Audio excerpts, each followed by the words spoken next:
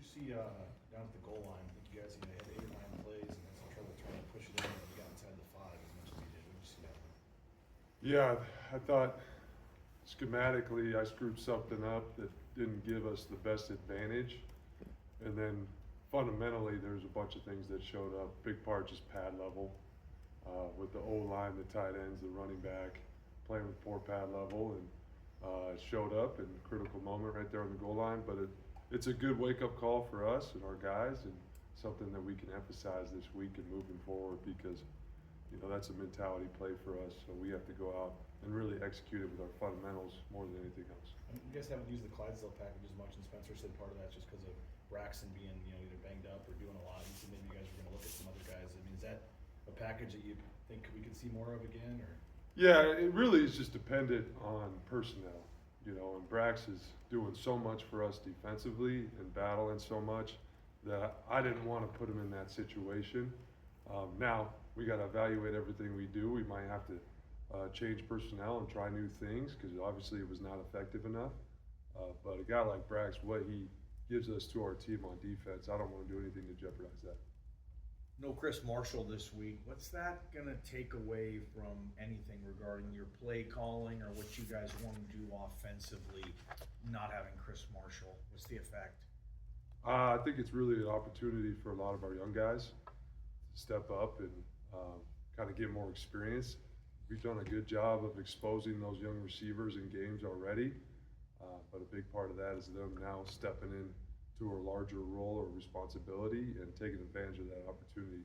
I think they're more than capable of executing everything within our offense, so I don't see us having to adapt too much. It's more getting those young guys ready to go. With that being said, it's Monday, I get it, but just who are you excited to see in that wide receiver group who could potentially step up after what you've seen through 8 weeks?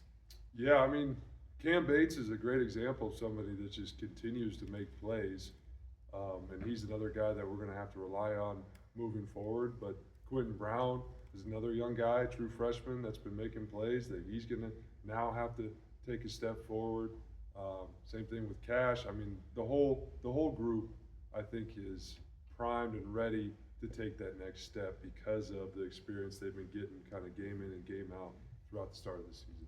Naming up a young guy, but Chase Penry's right there as well. Just again, him. Absolutely, yeah. No, I thought Chase had a phenomenal game this past week. He did a lot of great things for us. He played extremely hard. He made some big plays. So no, I'm more than excited to see what he does this week. But we've been relying on him for a while. But I'm very proud of how he played this past game. It really feels like the last 2 games he's come up with big catches. And, I know he had injury issues earlier in his career, but, just how long has he been waiting for really a moment like this? Yeah, it's tough to say, but I think he's been ready. He's been ready. To your point, he did struggle with some injuries in the past, but he's been staying healthy, and he provides so much value just because of his flexibility, what he can do for us, the multiple positions that he can play.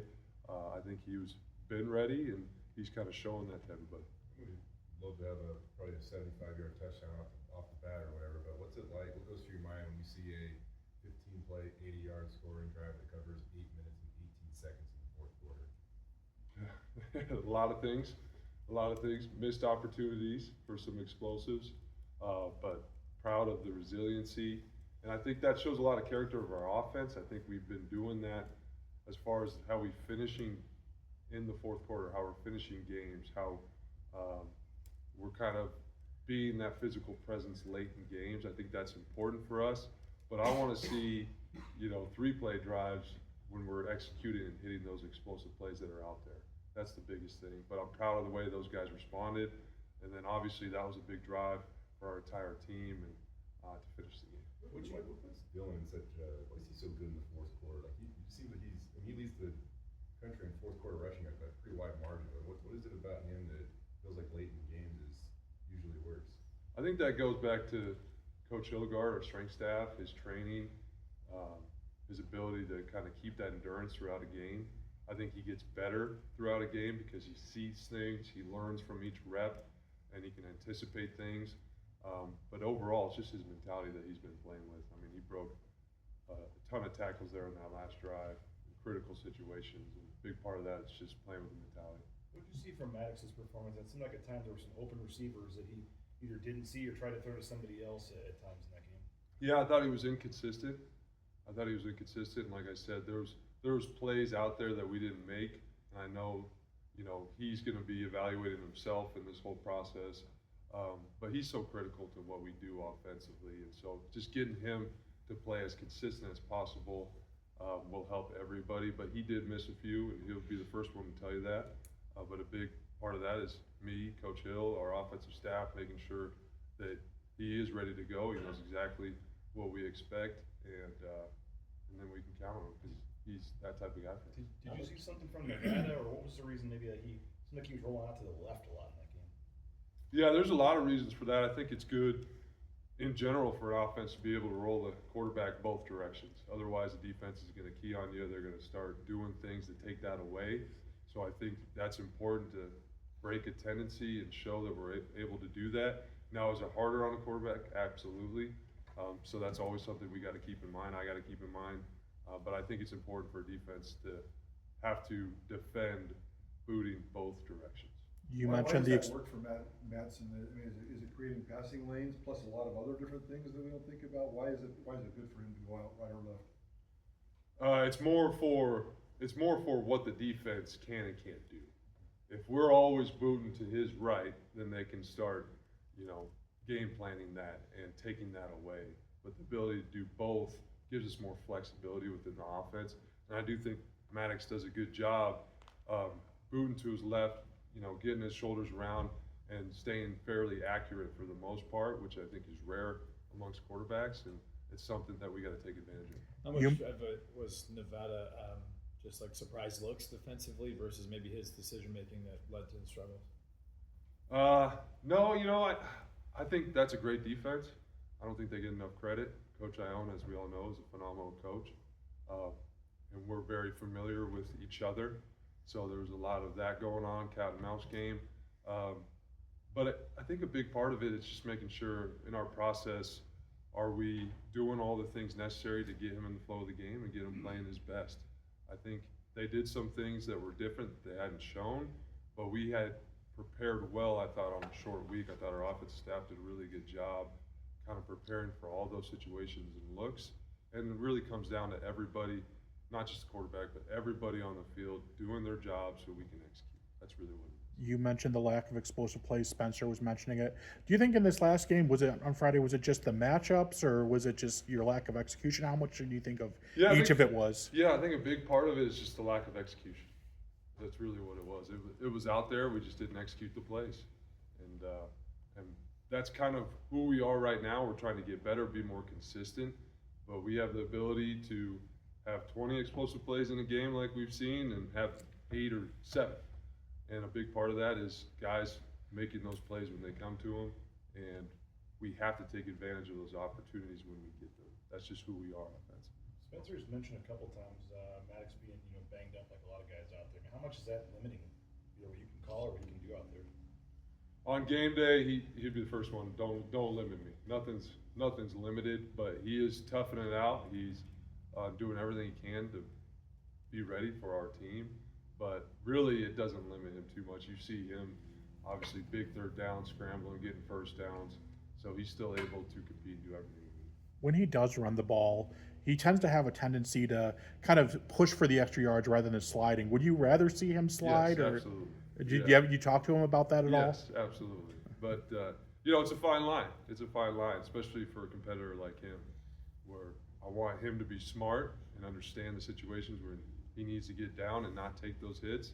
But it's also, it's a competitive moment. It's a critical play in the game. I get it both ways, but I told him to be smart, go out of bounds when he can, get down when he can. But he's just a fiery competitor, so he's going to have moments to fight for those extra yards. You say like toughness of a guy like Mason Randolph. I mean, when he went down, the way he was helped off, it would have been easy to assume. I don't know. I mean, at least I thought when he helped off, I didn't know he was gonna come back, and then he drives later, he's back. So like, what can you say about his toughness and his importance to your team? Yeah, I mean, you can't question his toughness at all. He's been battling through all sorts of things for a while now.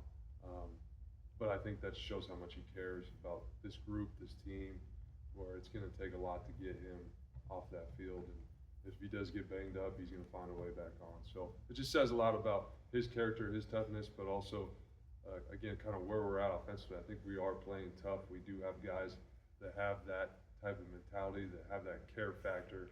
It's just going out and execute.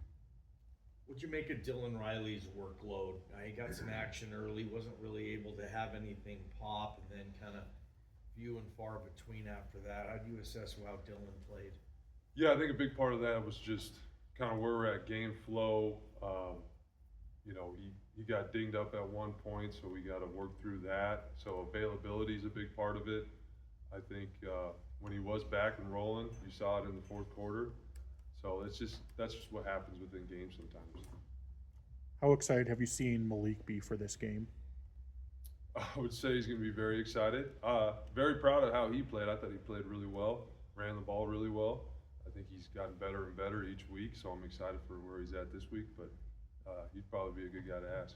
What do you see from Fresno's defense?